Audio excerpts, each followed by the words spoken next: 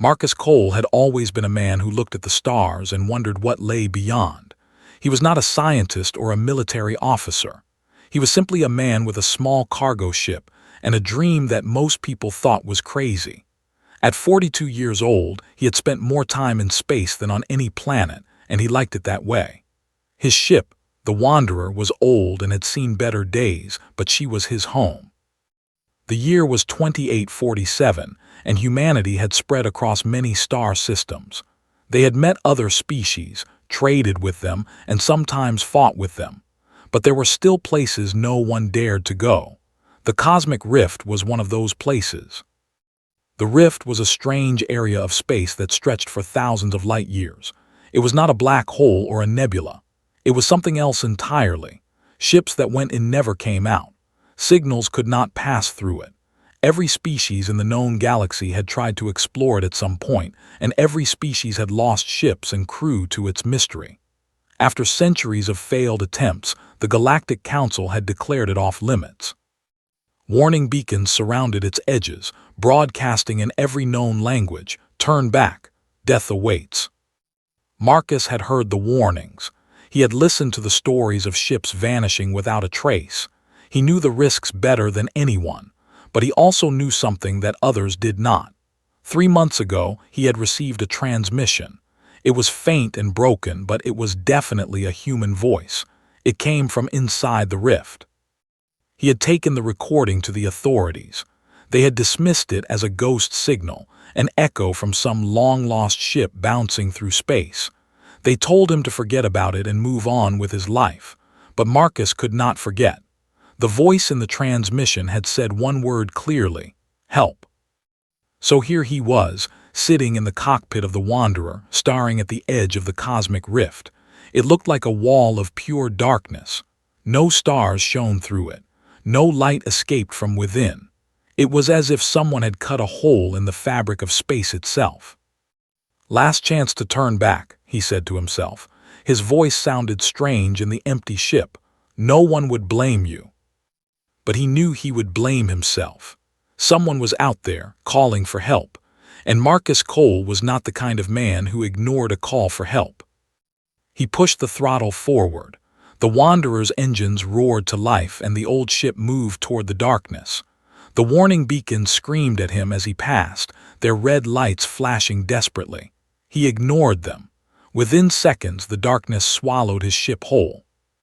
The first thing Marcus noticed was the silence. All the background noise of space disappeared. His instruments went dark. The hum of his engines faded to nothing. For a moment, he thought he had died. Then the lights came back on, one by one. "What in the world?" he whispered. He was no longer in darkness. Around him was a tunnel of swirling colors and patterns that his mind could barely understand. It was beautiful and terrifying at the same time. His ship was moving, but not because of its engines. Something was pulling it forward, guiding it through the chaos. Time seemed to lose all meaning. Minutes felt like hours. Hours felt like seconds. Marcus held onto his seat and tried not to panic. He had faced pirates, asteroids, and engine failures, but nothing had prepared him for this. Then, as suddenly as it had begun, the journey ended. The Wanderer burst out of the tunnel and into normal space. Marcus blinked at the sudden brightness. Stars surrounded him, millions of them, more than he had ever seen in one place. And in front of him was something impossible. A structure floated in the void. It was enormous, bigger than any space station or ship ever built. It was a sphere, but not a solid one. It was made of interlocking rings that spun slowly around a central core. Lights flickered across its surface in patterns that seemed almost alive. It was clearly artificial, and it was clearly ancient. "I don't believe it," Marcus breathed. His communication panel crackled to life. A voice spoke in a language he did not recognize. Then it switched to another language and another, cycling through dozens of tongues. Finally, it settled on English. "Human vessel detected. Welcome to the archive. You are the first of your kind to reach this place in many cycles. Please approach the central dock for processing." Marcus stared at the speaker as if it might bite him. First of my kind, but I received a transmission. Someone called for help. There was a pause. That transmission was sent 847 of your years ago. The sender is no longer alive, but their message served its purpose. You are here. Marcus felt a chill run down his spine. 847 years. The person who had called for help had been dead for centuries, and yet their voice had reached across time to bring him here. He guided his ship toward the central dock, his hands shaking on the controls. Whatever waited for him inside that ancient structure, he knew it would change everything. He just did not know how much. The docking bay was larger than any Marcus had ever seen. The Wanderer looked like a toy inside it. As he stepped out of his ship, he noticed that the air was fresh and clean. Gravity pulled at him normally, as if he were standing on a planet's surface. Lights activated as he walked, guiding him down a long corridor. The walls were made of a smooth material that seemed to glow from within. Symbols covered every surface, writing in languages he could not read. But between the alien text, he saw something that made his heart skip: human writing. Dr. Elena Vasquez, Earth Science Vessel Prometheus, year 2000, he read aloud. Below it was more text. The archive accepts all who seek knowledge. I have found wonders beyond imagination. If you read this, continue forward. Do not be afraid. So he was not the first human here after all. Dr. Vasquez must have been the one who sent the transmission. But how had her message taken 847 years to reach known space? The rift must do strange things to signals and time. He continued walking until he reached a massive chamber. In the center stood a pillar of light that stretched from floor to ceiling. Within the light, shapes moved and danced. As Marcus approached, the shapes formed into a figure that looked almost human. "Greetings, Marcus Cole of Earth," the figure said. Its voice was warm and kind. "I am the Keeper. I have waited a long time for another human to arrive." "What is this place?" Marcus asked. "What is the archive?" The Keeper gestured, and the walls around them came alive with images. Marcus saw galaxies spinning, stars being born and dying, and countless species rising and falling across the cosmos. "The archive is a repository of all knowledge gathered by the Builders," the Keeper explained. "They were the first intelligent species to arise in this universe, billions of years ago. They explored every corner of existence and learned secrets that younger races cannot imagine. When they knew their time was ending, they created this place to preserve their knowledge." "Why hide it behind the rift?" Marcus asked. "The rift is not a barrier. It is a test. Only those with courage, curiosity, and determination can pass through. The Builders did not want their knowledge to fall into the hands of those who would misuse it. They wanted it to be found by those who earned it." Marcus thought about this. Every species in the galaxy had tried to cross the rift and failed. Every one of them had sent their best ships, their most advanced technology. And yet, a lone cargo hauler in an old freighter had made it through. "Why me?" he asked. "I'm nobody special, I'm just a trader." The Keeper smiled. "You heard a call for help and answered it, even when everyone told you it was impossible. You risked your life for a stranger you never met. That is exactly the kind of person the Builders wanted to find." The images on the walls changed. Now they showed technology beyond anything Marcus had seen. Engines that could cross galaxies in moments. Medical devices that could cure any disease. Machines that could create food and water from nothing. Energy sources that would never run out. "This is what the archive contains," the Keeper said. "The collected wisdom of a species that had billions of years to learn and grow. It is yours now to share with your people." Marcus felt dizzy. The responsibility was overwhelming. "I can't make this decision alone. This affects everyone." "You do not have to decide now," the Keeper said gently. "Take time, explore, learn, and when you are ready, we will discuss what comes next." Over the following weeks, Marcus explored the archive. He found sections dedicated to every species that had visited over the millennia. Most had sent probes or unmanned ships. Very few living beings had made the journey successfully, but each one had left their mark, adding their own knowledge to the collection. He found Dr. Vasquez's recordings. She had been a brilliant scientist who had stumbled upon the rift during a research mission. She had spent years in the archive, learning and recording everything she could. When she knew she was dying, she had sent out a message, hoping that someone would follow. "I have seen things that would change everything," her final recording said. "But I am too old to bring this knowledge home. I pray that someone younger, braver, will find this place and do what I could not. The future of humanity may depend on it." Marcus felt a deep connection to this woman he had never met. She had carried this burden alone, and now it had passed to him. As he studied the technology of the builders, he began to understand why they had been so careful about who received their knowledge. Some of the things they had created were wonderful. Others were terrifying. There were weapons that could destroy entire star systems. There were methods to control minds and bend reality. In the wrong hands, this knowledge could bring about the end of everything. But there was also hope. Medical advances that could end suffering. Energy systems that could end poverty. Transportation methods that could unite the scattered colonies of humanity and bring them closer together. The question was not whether to share this knowledge, but how to share it responsibly. One evening, as Marcus sat in the archive's central chamber, the keeper appeared beside him. "You have been thinking deeply," the keeper observed. "I have," Marcus admitted. "I understand now why the builders hid this place. Power like this could destroy as easily as it could save." "That is the eternal challenge," the keeper agreed. "Every species faces it eventually. How do you use great power wisely?" Marcus looked at the images of distant galaxies spinning on the walls. "I think I know what I need to do, but I'm going to need help."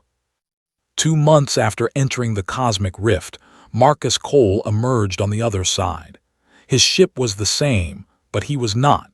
He carried with him data crystals containing carefully selected knowledge from the archive. Not everything, just the things he believed humanity was ready for. The response to his return was immediate chaos. Ships surrounded the Wanderer before he could even reach the nearest station.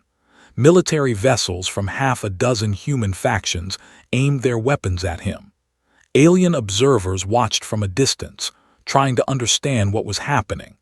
Everyone wanted to know how a simple cargo hauler had done what the greatest explorers in history could not. Marcus was taken to Earth, to the headquarters of the United Human Coalition. He was questioned for days by scientists, politicians, and military leaders. They did not believe his story at first. How could they? It sounded like something from a fantasy. But when he showed them the data crystals, everything changed. The medical data alone was worth more than all the gold in the galaxy.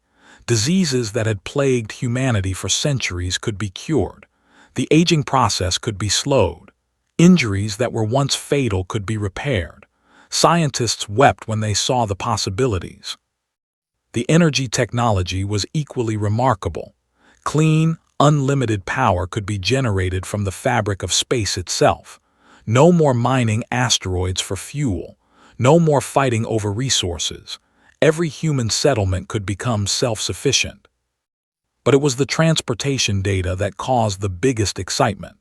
The builders had mastered a way to create stable passages through space, similar to the rift but controlled and safe. With this technology, humanity could reach any point in the galaxy in moments. The stars were truly within their grasp. Of course, not everyone was happy. Some factions wanted to control the technology exclusively. They saw it as a way to gain power over their rivals. Others feared what would happen if the knowledge spread too quickly. Change on this scale could destabilize society. And then there were the aliens. The Galactic Council demanded an emergency meeting. Representatives from every major species gathered at the neutral station called Harmony Point. They wanted answers. Marcus was asked to speak. He stood before thousands of beings from dozens of worlds, knowing that what he said could shape the future of all civilization. "I know you have questions," he began. "I know you are afraid. For thousands of years, the cosmic rift was a mystery that none could solve. Now a human has passed through it and returned with knowledge that could change everything. That is frightening. I understand." He paused, looking at the gathered faces. Some were hostile, some were curious, some were hopeful. The builders who created the archive did not intend for their knowledge to belong to any one species, he continued. They wanted it to be shared. They wanted it to unite, not divide. I am just a messenger. The real question is what we do with this gift. A tall, gray-skinned alien rose from the front row. Ambassador Thuron of the Vereth Collective was known for his sharp mind and sharper tongue. "Why should we trust humans with this power?" he asked. "Your species is young and aggressive. You have started wars over far less." Marcus nodded. It was a fair question. "We have made mistakes," he admitted. "Many of them, but we have also learned from them. We stopped destroying our home planet. We ended the wars that nearly wiped us out. We reached the stars and found a place among you, even when many thought we did not belong. We are not perfect, but we are trying." He took a deep breath. The builders did not choose humans specifically. They chose anyone brave enough to seek them out. It happened to be me, a simple trader who followed a call for help. The knowledge I bring is not human property. It belongs to everyone who is willing to use it wisely. The chamber erupted in debate. Some demanded that the technology be shared immediately. Others wanted it destroyed, fearing what it could do. A few suggested that the rift be sealed forever so that no one could reach the archive again. Marcus stood quietly through it all. He had expected this reaction. The Keeper had warned him that the transition would be difficult. "There is something else you should know," he said when the noise finally died down.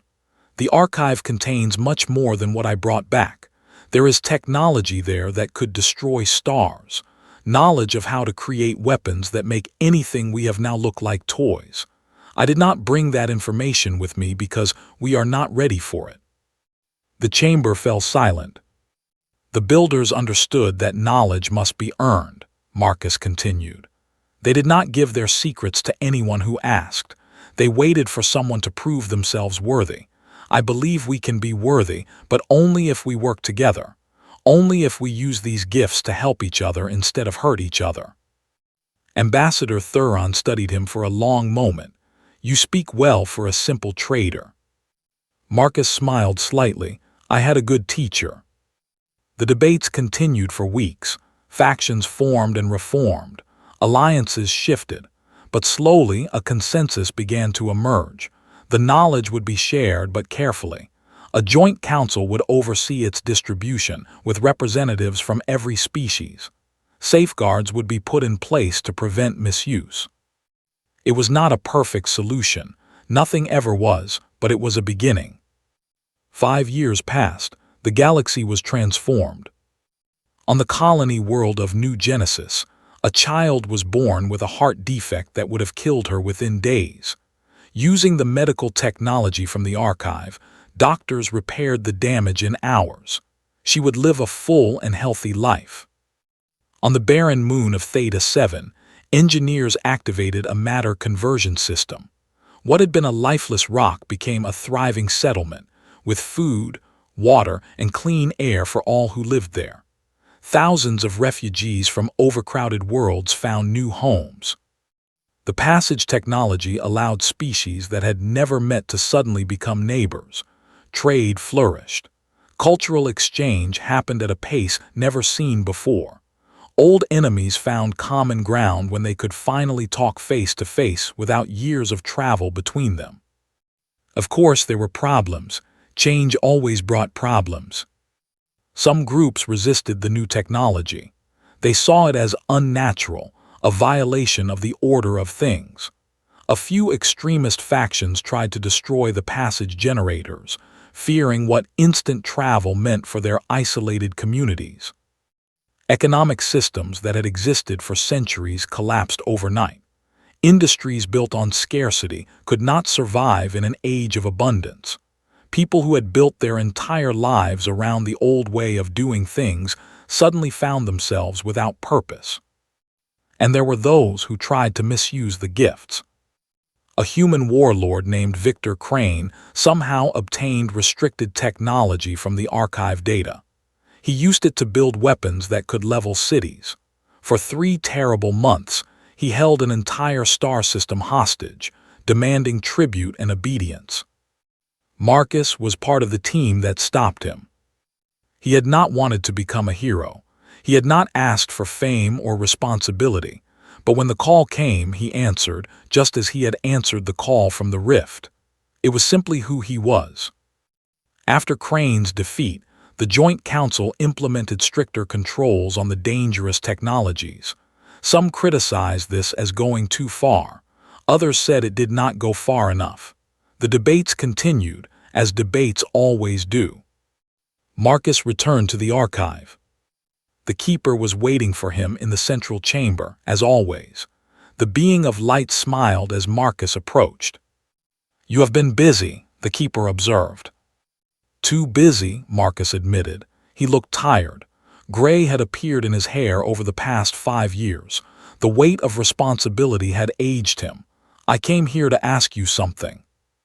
"Ask."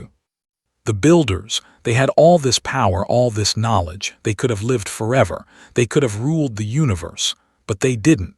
They chose to fade away and leave their legacy behind. Why? The keeper was quiet for a long moment.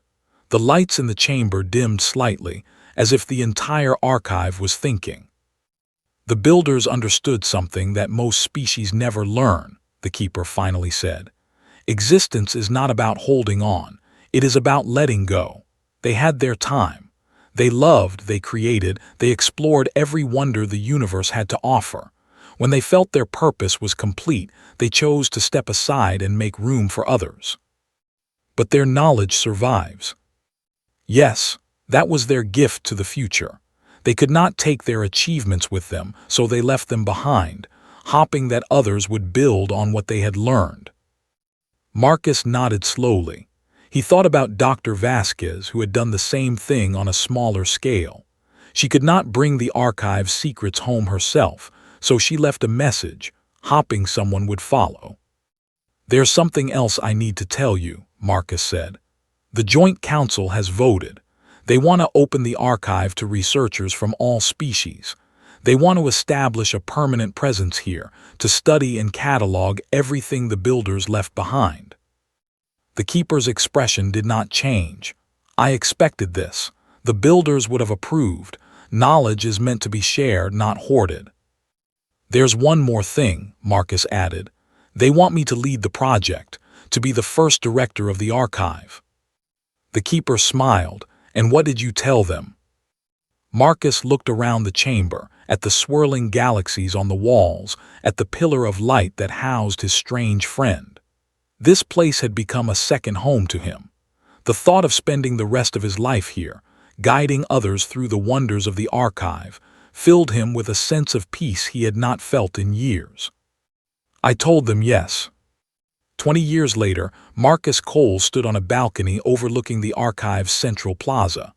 Below him, beings of 100 different species walked together, talking, laughing, learning. The structure that had once been silent and empty now buzzed with life. So much had changed. The passage network now connected every major world in the known galaxy. Travel that once took years happened in moments. Species that had been strangers for millennia now lived side by side. Cultural exchange had produced new art, new music, new ways of thinking that no single species could have imagined alone. Disease had become rare. Poverty was fatting. The energy abundance meant that no one had to go without the basics of life. Wars still happened, but they were smaller and less destructive. When you could reach your neighbor in seconds instead of years, it was harder to think of them as an enemy. The archive had grown too. What had once been a repository was now a living center of research and learning. Scientists from every world worked together to unlock more of the builder's secrets. Artists created works inspired by ancient wonders. Philosophers debated questions that had puzzled intelligent beings since the dawn of time. And at the center of it all was Marcus Cole, the simple trader who had followed a call for help. He was old now. His hair was white, his face lined with the marks of time, but his eyes were still bright, still filled with the curiosity that had driven him to cross the cosmic rift all those years ago. A young woman approached the balcony. She was tall and dark-skinned, with intelligent eyes that reminded Marcus of someone he had known long ago. "Director Cole, there's something you should see." Her name was Elena Vasquez, named after the original Dr. Vasquez who had first discovered the archive. She was one of Marcus's most promising students, a brilliant researcher who had already made several important discoveries. Marcus followed her to a laboratory deep in the archive's research wing. Other researchers were gathered around a holographic display, their faces showing a mixture of excitement and awe. "We found it buried in the deepest sections of the Builder database," Elena explained. "It took us years to decrypt it. Director, this changes everything." Marcus looked at the display. It showed a star map, but not of their galaxy. It was a map of the entire universe, billions of galaxies scattered across an unimaginable distance, and among them lights flickered, hundreds of thousands of lights. "What am I looking at?" he asked. "Other archives," Elena said, her voice trembling with excitement. "The builders didn't just create one. They created a network across the entire universe. Each one contains the knowledge of a different era, a different region of space. And Director, they're connected. If we can figure out how to activate the connection, we could access all of them." Marcus stared at the map in wonder. The scope of it was beyond anything he had imagined. The builders had been more ambitious than anyone had realized. They had seeded the universe with knowledge, waiting for species wise enough to find it. "There's more," Elena continued. "We found a message. It was addressed to whoever found this data." She activated the message.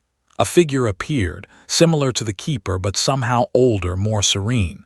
When it spoke, its voice filled the room with warmth. "To those who have come so far, we offer our congratulations. You have proven yourselves worthy of our greatest gift. The universe is vast beyond measure, and within it are wonders that even we never fully understood. We leave them to you now, the children of countless worlds, to explore and cherish." The figure paused, and something like a smile crossed its ancient face. "Remember always that knowledge is a tool, not a destination.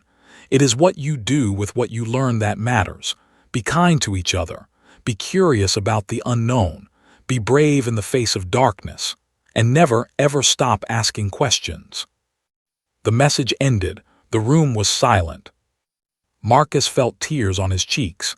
He wiped them away without embarrassment. Some moments deserved tears. "What do we do now?" Elena asked softly. Marcus looked at her, at the young researchers gathered around them, at the vast universe displayed on the screen. He thought about everything that had happened since he first received that distress call so long ago. He thought about Dr. Vasquez, who had trusted that someone would follow. He thought about the keeper, who had become his friend.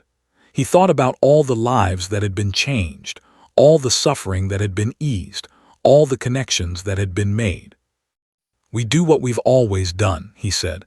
"We explore, we learn, we share what we find, and we never stop reaching for what's beyond."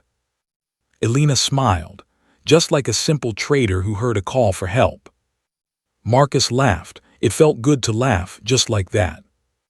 He looked out the window at the stars. Somewhere out there, across distances that made the mind ache to contemplate, other archives waited. Other secrets. Other wonders. The journey that had begun with a lone explorer in a battered freighter would continue with a united galaxy reaching for the infinite. Humanity had crossed the cosmic rift, and in doing so, they had changed civilization forever. But this was not an ending. It was a beginning. The greatest adventure was still ahead. And Marcus Cole, the man who had started it all, smiled at the thought of all the discoverers yet to come, all the dreamers who would follow where he had led, all the future generations who would look at the stars and wonder what lay beyond. The universe was waiting, and humanity, as always, was ready to answer.